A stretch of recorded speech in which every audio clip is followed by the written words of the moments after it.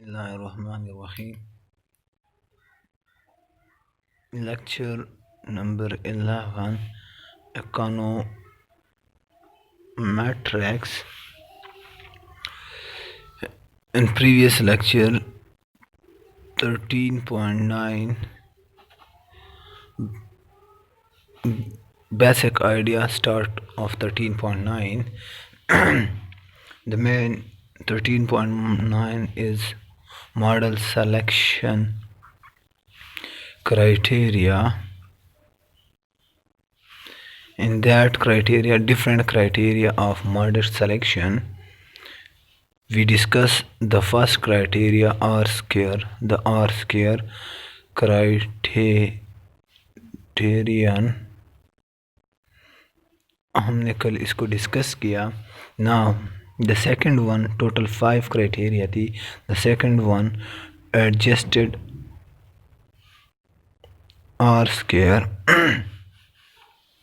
अब adjusted R square show from bar. Adjusted R square क्या करता है, बाकी वही आर एस स्क्वायर की तरह होता है, R S S divided by T S S. But here is one thing added, degree of freedom. This number of parameter minus number of observation divided by, ये इसके divide number of observation, number of parameter minus 1. तो ये degree of freedom हमारे पास ये क्या बन जाता है, 1 माइनस आर स्क्वायर इंटू किस चीज़ के, degree of freedom 1 divide by n minus k. अगर हम इसको सिंप्लीफाई करते हैं तो वही आता है हमारे पास ये आंसर. देन हमारे पास क्या, एडजस्टेड आर स्क्वायर भी क्या करता है, हमें कंफर्म करता है कि आया आपने ये वेरिएबल जो 8 किया. अब क्या करते हैं हम, किसी मॉडल को फॉर एग्ज़ाम्पल ऑब्जर्वेशन डिपेंड करते हैं या ऑब्जर्वेशन पे डिपेंड करते हैं, या हमारे पास ये होता है कि आर जो आर एडजस्टेड आर स्क्वायर है वो क्या होगा, less or equal to R square. अब less or equal to R square का अब क्या वो पेनलाइज करता है, जो आप एडजस्टेड आर स्क्वायर आपको बता देता है, या आर स्क्वायर क्या, जब आप ऐड करते हो, आप वेरिएबल ऐड करते हो, एडिंग वेरिएबल मोर वेरिएबल, तो आर स्क्वायर की वैल्यू इंक्रीज़ होती है, जो कि हमने प्रीवियस चैप्टर में पढ़े हैं. बट एडजस्टेड आर स्क्वायर क्या, वो absolute value T value add variable की अगर ग्रेटर देन 1 हो तो वो कंप्राइज करता है. फिर एडजस्टेड आर स्क्वायर की वैल्यू क्या होती है, बेटर मेजर करती है किस चीज़ को, बेटर मेजर करती है या सिलेक्शन करती है किस चीज़ को, फ्राम देन आर स्क्वायर. अब हम फिर क्या करते हैं कि हमारे पास जो हमने एडिंग वेरिएबल है अब हमने वेरिएबल ऐड किया, तो उस एडिंग वेरिएबल से हम कंफर्म करते हैं कि आया एडजस्टेड आर स्क्वायर की वैल्यू डिक्रीज़ हुई, तो इट्स मीन कि हमने क्या किया, हमने और आर स्क्वायर की वैल्यू इंक्रीज़ हुई, इट्स मीन कि हमने क्या, ये जो वेरिएबल ऐड किया हुआ है या डेटा ऐड किया हुआ है, तो ये क्या हमारे पास, ये सैम्पल या ये मॉडल फिर क्या है हमारे पास अच्छा नहीं है, अगर ये इन्वर्स रिलेट कर रहे हैं. हाँ, अब दोनों बता रहे हैं adjusted R square and R square कि क्या, कि ये मॉडल क्या है, अच्छा है, दोनों सेम इंक्रीज़ कर रहे हैं इन फ्रॉम द वेरिएबल. आपने इंक्रीज़ किया, आर डिक्रीज़ किया, या आपने डेटा इंक्रीज़ किया. तो अब कंप्राइज क्या करते हैं, हम किस चीज़ पे बेस करते हैं, अब बेस हमारा मेजरमेंट किस चीज़ के, इस बेस पे होता है कि आर स्क्वायर और एडजस्टेड आर स्क्वायर की वैल्यू क्या है. और इसी तरह इसके बाद जो क्राइटेरिया है वो हकाई की इंफॉर्मेशन क्राइटेरियन, और वो क्या है हमारे पास AIC अब AIC असल क्या करता है, अब इम्पोज क्या करता है, imposing penalty for adding regressor. अगर आप इंडिपेंडेंट वेरिएबल इंक्रीज करते हो तो अब हम इसके लिए देखते हैं कि इंडिपेंडेंट वेरिएबल क्या जो मॉडल में ऐड किया, ये मॉडल अच्छा है। For example alpha not plus alpha 1 xi2 plus error term, the second one alpha not plus alpha 1 xi2 plus xi3 plus ui 1 model 2 model 2। अब इस पे कंपैरिजन कर रहे हैं इन दोनों मॉडल में इन दोनों मॉडल में कंपैरिजन अगर हम करते हैं कि कौन सा मॉडल अच्छा है, बेटर है, तो बेटरमेंट के लिए क्या हो। अब अगर हकाइकी क्राइटेरिया के मुताबिक देखते हैं तो हकाइकी क्राइटेरिया के मुताबिक जिसकी वैल्यू क्या हो, हकाइकी क्राइटेरिया की लो हो तो वो मॉडल क्या हम प्रेफर करते हैं। अब प्रेफर इस बेस पे करते हैं हम दो मॉडल या दो से ज़्यादा मॉडल की लोवेस्ट वैल्यू हो तो हकाइकी की तब प्रेफर करते हैं।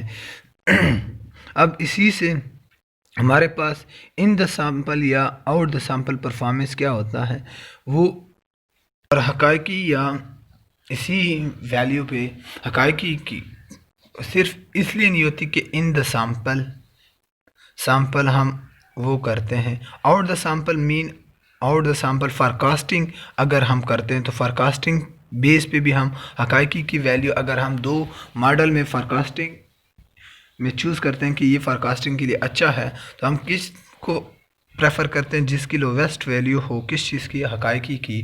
तो इस बेस पे हम अब हकाइकी असल फॉलो किस चीज़ को करता है, हकाइकी फॉलो करता है कि ए की Akaike value is equal to 2 into K divide by N summation of U I square divided by N या इज इक्वल टू ई की power 2k divided by N into RSS divided by N. और अगर इससे और भी convenient simple easy way में लिखना चाहते हैं तो वो log of this is equal to किस चीज़ के 2k डिवाइडेड बाई एन, ये हमारे पास आया through log plus log of RSS divide by n. तो ये क्या, ये हकाइकी की जो मेन वैल्यू कैलकुलेट करते हैं कि नंबर किस चीज़ के पैरामीटर के divide by number of observation into, तो ये हमारे पास क्या है, ये हम इस थ्रू पे पूरे कैलकुलेशन करते हैं। अब नंबर ऑफ ऑब्जर्वेशन इंक्रीज़ करते हैं डिक्रीज़ करते हैं तो उस बेस पे फिर भी हम जो फॉरकास्टिंग है इसकी क्या हम उस बेस पे करते हैं जिसकी वैल्यू लो हो, फिर हम उस मॉडल को प्रेफर करते हैं। इस तरह क्वार्ट्ज क्राइटेरिया इंफॉर्मेशन क्राइटेरियन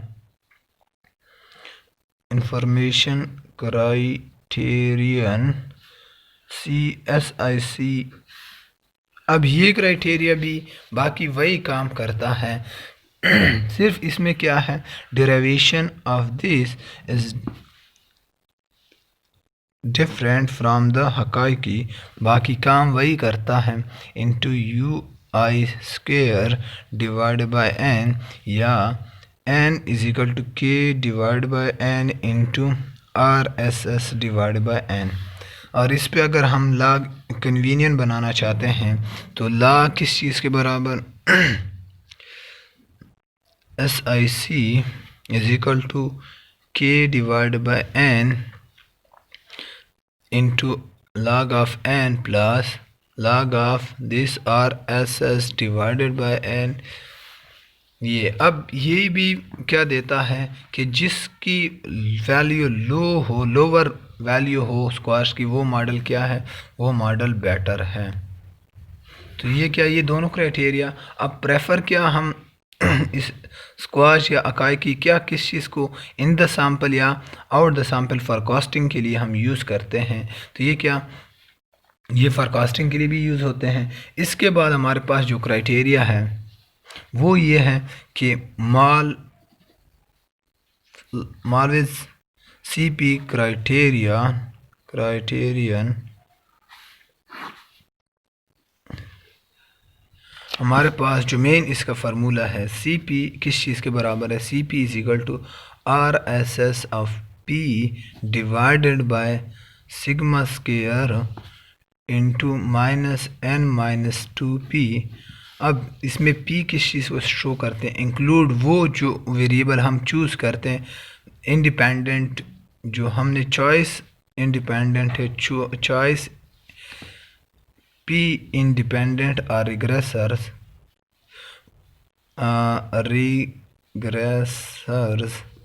जो हमने P रिग्रेसर पसंद किए। अब क्या ये यूजुअली ये होता है कि P regressor less than parameter, और इसी तरह हमारे पास जो RSS आएगा वो RSS क्या होगा, वो P उससे आएगा P रिग्रेसर से, तो वो हमारे पास इस वजह से PRSS बनेगा। जो UI है, UI स्केयर, वो किस चीज़ से आ रहा है, हमने कैलकुलेट किया चूज़ ये किए तो इसी से आ रहा है, और इसी में n क्या है, नंबर ऑफ़ ऑब्जर्वेशन। तो ये क्या, ये टोटल इक्वेशन है। अब एक्सपेक्टेड हमें पता है अकॉर्डिंग टू बुक यही कहता है कि सिग्मा स्क्वायर क्या है, वो अनबायस्ड एस्टिमेटर ट्रू एस्टिमेटर हो, ये हो। Now the model of P अगर हम एडुकेट करते हैं कि ये क्या है कि इसमें कोई इशू नहीं होगा, अगर ये ट्रू है देन कोई इशू नहीं होगा।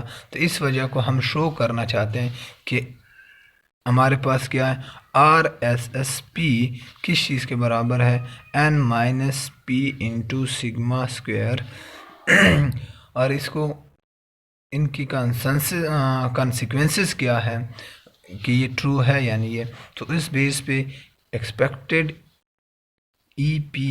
CP is equal to concurrent equality n-p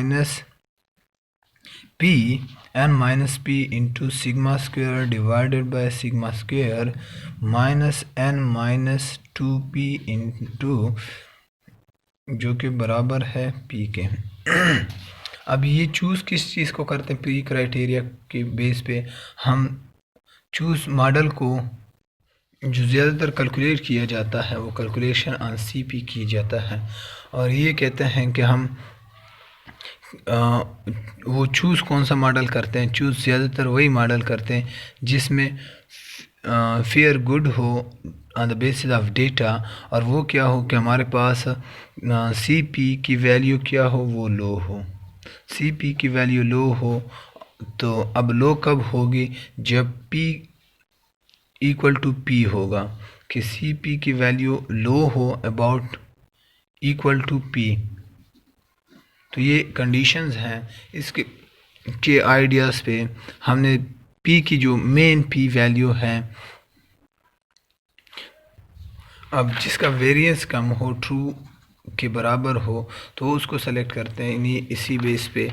और ये P वैल्यू इन्होंने दो मॉडल A और B कंपैरिजन किया हुआ है, तो B की वेरिएंस क्या है, वो ज़्यादा है, तो फिर B हमारे पास क्या होगा, वो गुड मॉडल नहीं होगा, A होगा।